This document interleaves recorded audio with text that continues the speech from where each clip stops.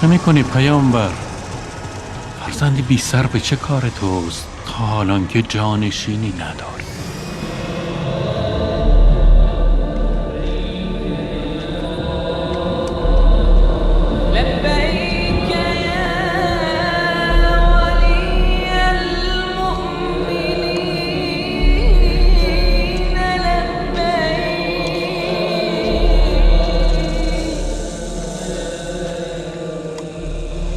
جانت به مذبح میبری؟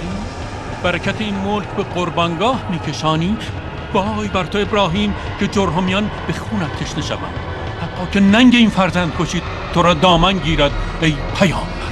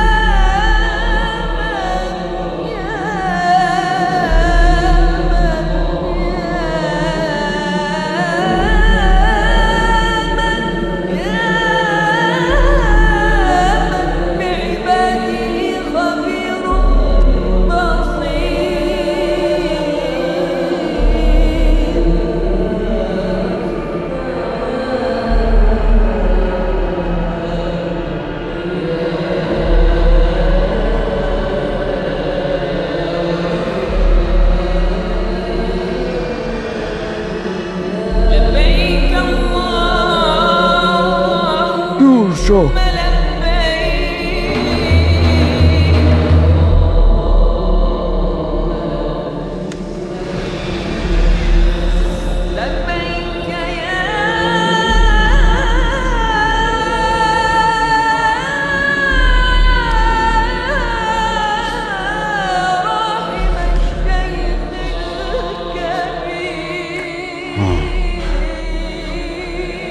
روزها و سالیانی که باید در کنار تو می بودم نبودم. شکفتن این رعنای ملکوتی را ندیدم.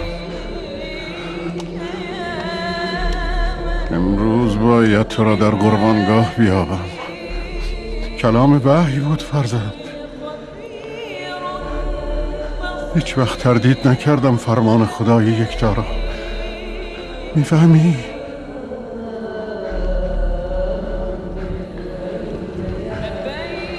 مرا به صورت بخوابان پدر، تا تأثیر نگاهم باز ندارد تو را از انجام این مهم. بردبار باش پدر.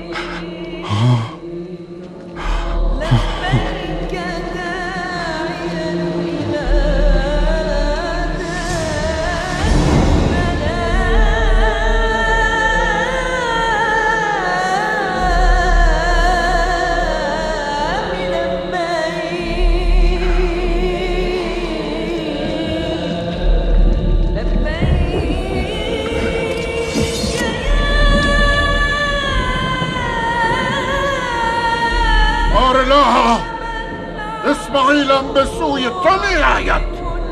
این فدیه از آن توست یا رب، به نام خالق یکتا.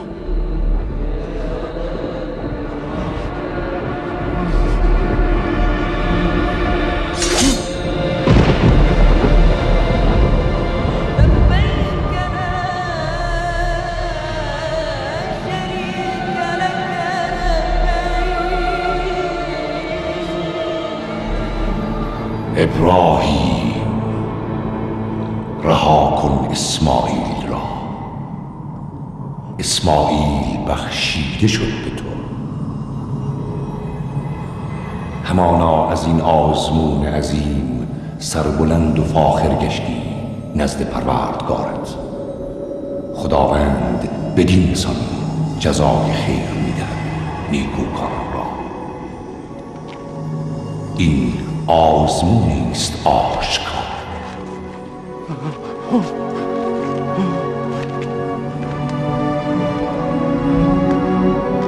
اینک هدیه خداوند قادر را قربانی کن و خدا فدیه پذیرد به جای اسماعیل و برای او نام نیک نهاد خواهد شد در میان واپسینیان.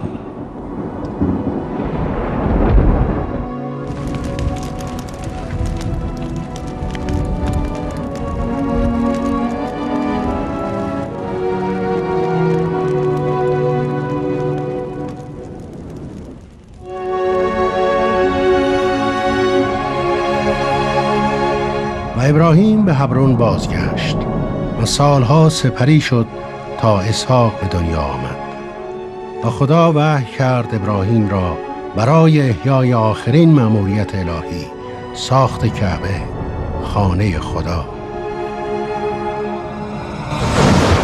تو جانشین من خواهی بود، پیامبر این قوم. تو بوی احمد میدهی، نگین انگشتری رسالت. سلام مرا سینه به سینه به او برسان. پدر، ما توان ساخت چنین بنایی داریم؟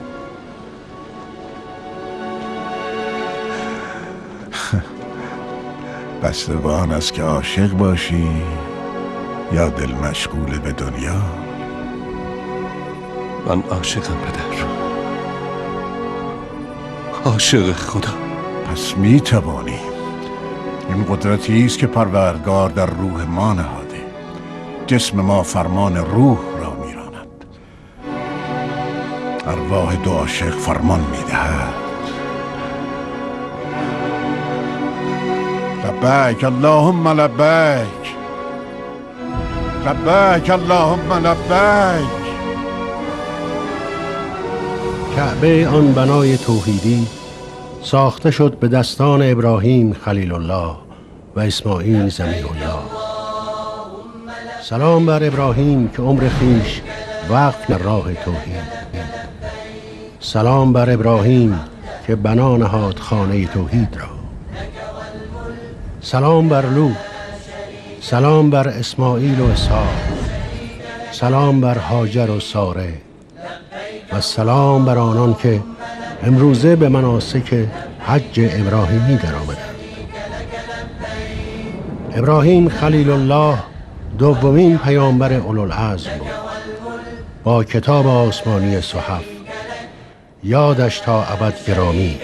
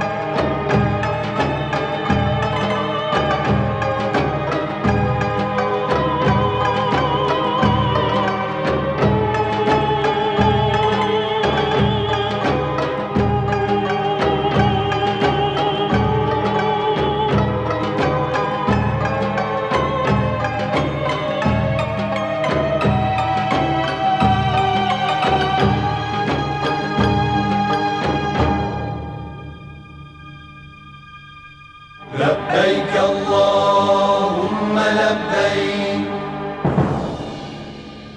لبيك لا شريك لك لبيك